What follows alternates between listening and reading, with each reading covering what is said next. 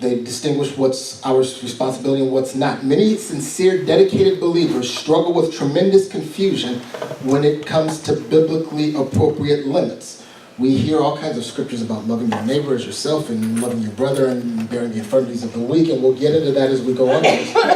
But there's some confusion between that and having healthy boundaries. Having healthy boundaries sounds like self-centeredness.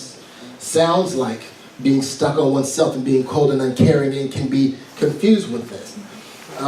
When confronted about people's lack of boundaries, a lot of times some very tough questions end up getting raised. Can I set limits and still be a loving person? What is a legitimate boundary? What if somebody is upset or hurt by my boundaries? How do I answer someone who wants my time, love, energy, or money?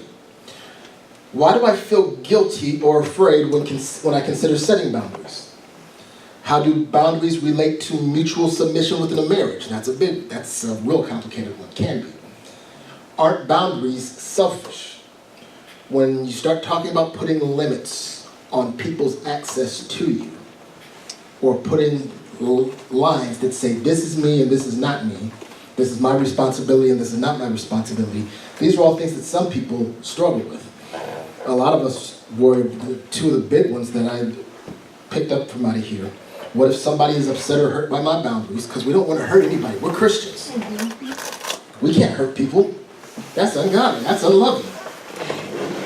And why do I feel guilty or afraid when I consider setting boundaries? This is the reason. There is a difference between introverts and extroverts, okay? There's a natural difference between that. But some people's introversion, I think that's a word. If not, y'all get what I'm saying. Some people's introversion is really fear of having to set boundaries. I don't want people getting mad at me. I don't want people getting hurt. Every time I try to set boundaries, it ends up being a problem. So I'm going to just sit in the corner by myself. Sometimes you don't want to get hurt. Yet sometimes you don't want to get hurt by people setting boundaries, or by your own process of setting boundaries.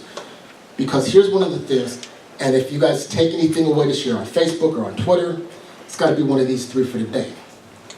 Every relationship has healthy boundaries. Every healthy relationship has to have healthy boundaries. If your relationship is going to be healthy, it has to have healthy boundaries. And I mean every relationship. Anybody have any problem with that concept? Yeah. Parents and kids? Yes. Husbands and wives? Yes. What do boundaries look like in a marriage? That's a complicated question. What do boundaries look like between parents and kids? Parents and teenagers? Parents and adult kids? Those are three different boundary sets. Mm-hmm. Yes. But every healthy relationship has healthy boundaries. Most unhealthy relationships have unhealthy boundaries.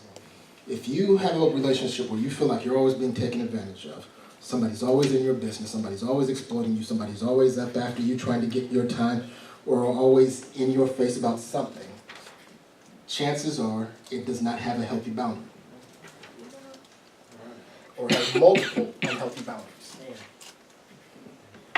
And here's the kicker, and here's the one that is less fun. You tend to get less amens on. Every adult is responsible for establishing and maintaining their own boundaries.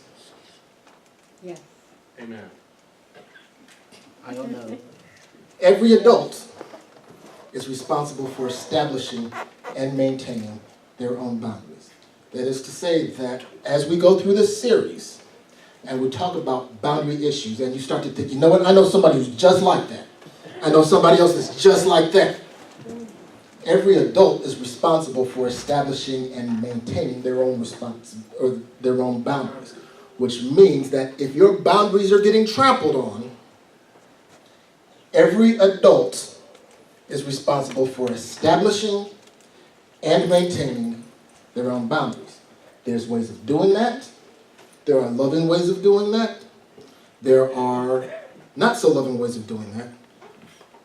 But it falls to us to establish and maintain our own boundaries.